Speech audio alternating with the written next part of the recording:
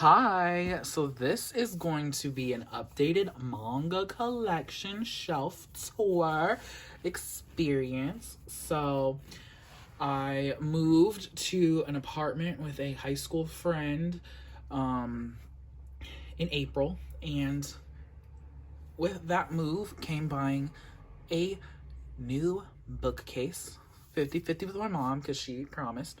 And currently, as it stands, I have 5 cubicles of manga, and I'm just going to show you what is what. So we have our first shelf here, which is very miscellaneous. I know some people probably don't like my organization skills. It's really based off of like my favorites. Genres are kind of and publishers are also kind of but it is what it is. So let's just begin. So we have these cute little acrylic shelves that I bought off of Amazon. Pretty decent. This is a like 13-inch, and the little acrylic shelves off of Amazon that I saw someone else talk about are 4 inches long, so 3 fit just nicely. So back there we have volume 1 of Tokyo Ghoul. I bought that one a while ago just to try some new series, get some first volumes and see if I wanted to continue. I'm intrigued, so I do want to buy more in the future. It's a low priority though, because I have a lot that I'm currently reading that I'm obsessed with. Then we have volume 1 of Hetalia, funny series. I bought that at a Fanime convention in the Bay Area, Fanime, San Jose.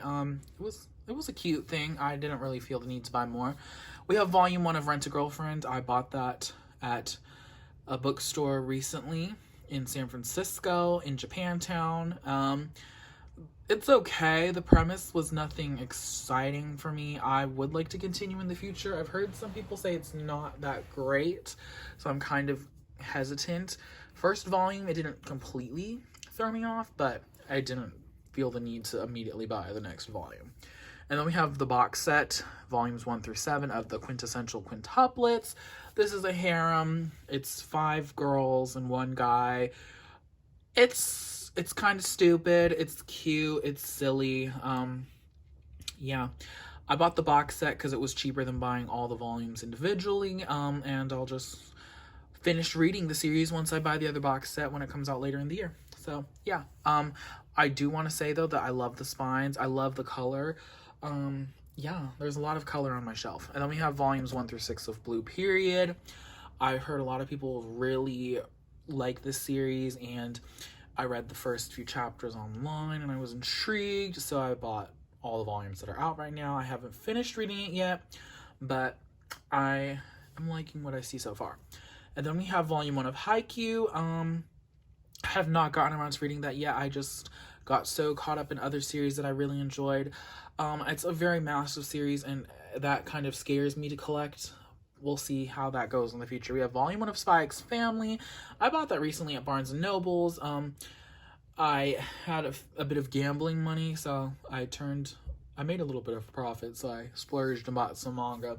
Cute and funny, and I definitely want to read more of it. So, yeah. And then we have those Not So Sweet Boys. So I bought that at the same time I bought Rent a Girlfriend. It's okay. It's nothing to write home about. The artwork is cute. The character style is my cup of tea, but low priority to continue reading that. Then we have the omnibus 1s and 2 of The Wolf Boy Is Mine. Same author, mangaka, has those Not So Sweet Boys. The premise kind of gave Fruits Basket, how they are possessed by like animals, but it's completely different. But it was okay. Nothing to really write home about. Then we have 7 Days, Monday to Sunday, the complete edition. It's a boy's love. Cute premise, and yeah, it's one of the boys love yaoi series that is not explicit.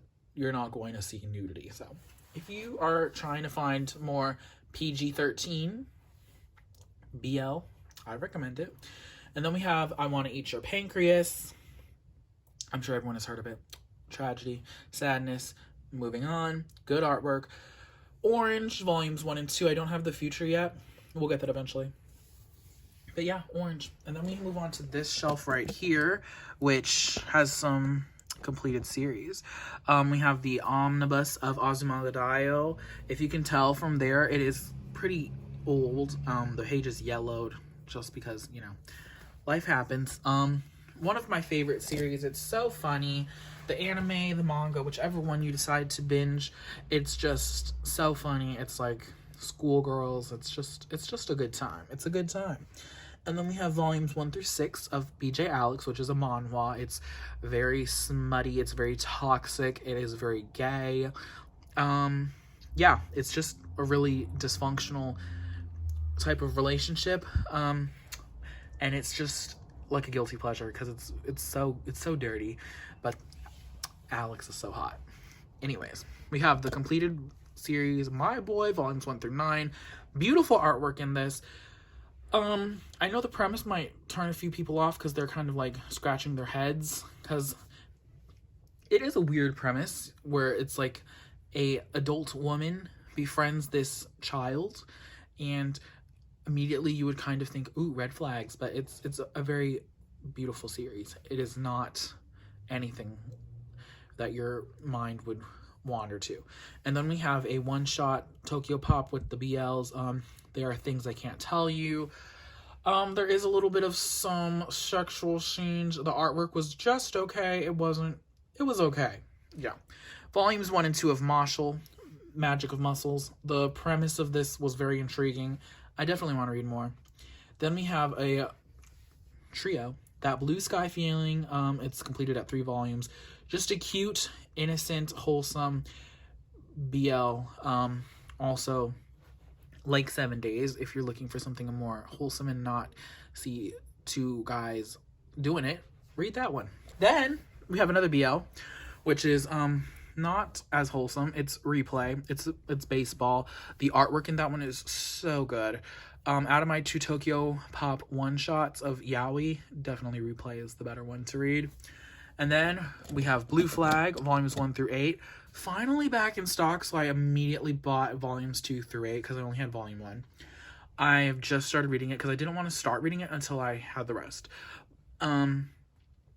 Wow. So volume 1, it had me tearing up, and then like 2 pages later, screaming. The plot was crazy.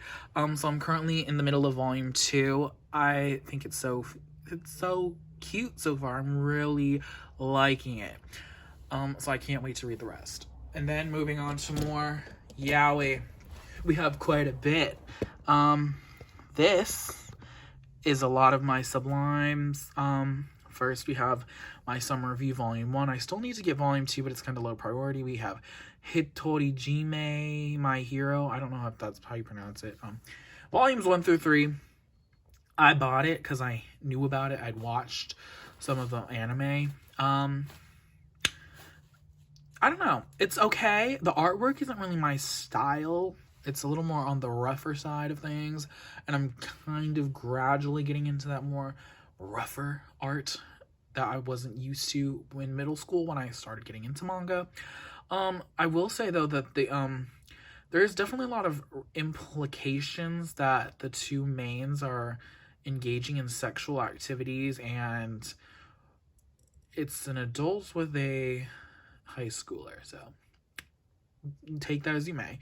Then we have Candy Color Paradox, volumes 1 through 5. I don't know what the status of this one is.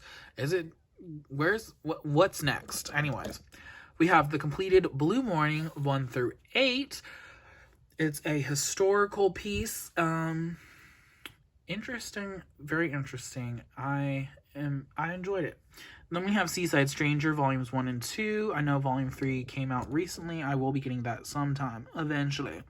And we have Two Lions. It's a one-shot. It's by the same person that made my summer review. With You, of You. I don't remember what it's called. Anyways, yeah. And then we have my I Hear the Sunspot. I saw in someone's video that they said that this part is completed, so, but it's still ongoing, so I don't know. Anyways, it was broken up into 3 pieces, so I Hear the Sunspot, and then we have I Hear the Sunspot 3 of Happiness, and then I Hear the Sunspot Limit, volumes 1 through 3, and that's where it currently stands. So good. It's on the more wholesome side. It's not sex, sex, sex. And it's refreshing because, you know, I do love a good smut scene, but I also love a good story, and it told a really beautiful story. I forgot to mention we have Sayonara Game. Cute. Artwork was really good.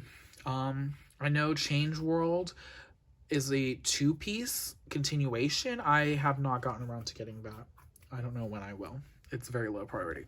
These are my 3 like ongoing BL at the moment because I don't have a release date for the 4th one yet.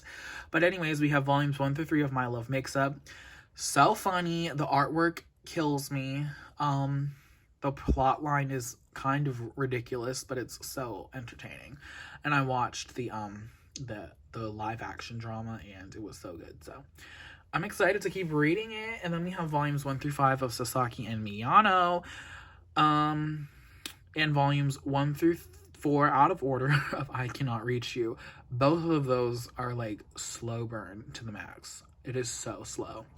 It's like a lot of push and pull, and I'm enjoying it. The artwork is very pleasing. It's just like, all right, come on, get it together. Go on, baby. You know? Then we'll move on to my 2 top shelves.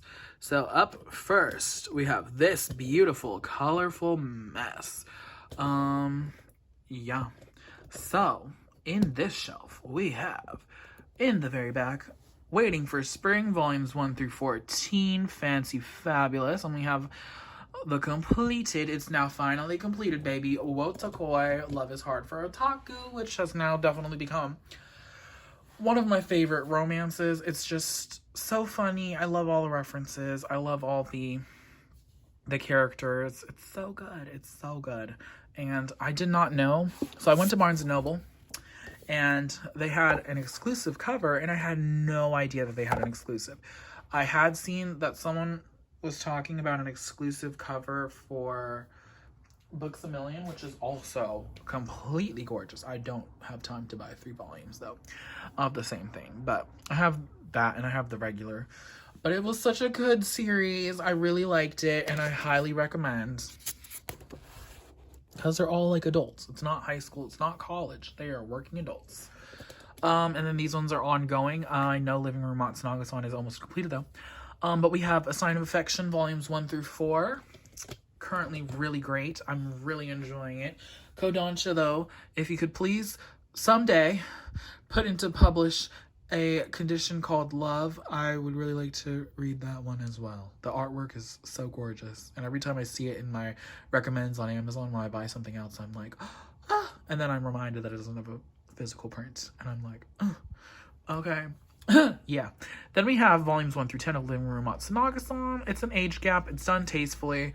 It's not like raunchy, and it's not like, yeah, gorgeous. I am enjoying it. The last volume, volume 10, it did kind of piss me off, though. There was a little, the ending of the episode really irritated me, but I know that the next volume will be the last, and we'll see what the completion is. And then we have volumes 1 through 4 of Lovesick Ellie. So funny. I cannot deal with it. It is bananas, and it's a good time. Each volume I've definitely like busted out laughing at least once. And then we have Imokoi, Now I'm in Love, volumes 1 through 2. Can't believe you have to wait until like September for volume 3. But anyways, super good. I'm enjoying it as well. Really cute. So these are like my ongoing romance series. And then we have this last shelf, which is like my faves. So in the very back, we have all 12 collector's editions of Fruits Basket. Fruits Basket is still my favorite manga series of all time. It's the first one I ever started reading back in middle school, and it just holds a super special place in my heart. The characters, the world, the plot, everything about it is magical. It's fantastical. This manga series will make you laugh. It'll make you cry. It'll make you happy. It'll make you mad. And you will literally go through all the emotions in the series. It's so good. I highly recommend it to anybody. It is a great romance. It's a great just life lessons. It's so good. And then we have volumes 1 through 15. We're still waiting on when we're going to get 16. We have no idea when that is, but like, come on, Yen Press, just give us the last volume already.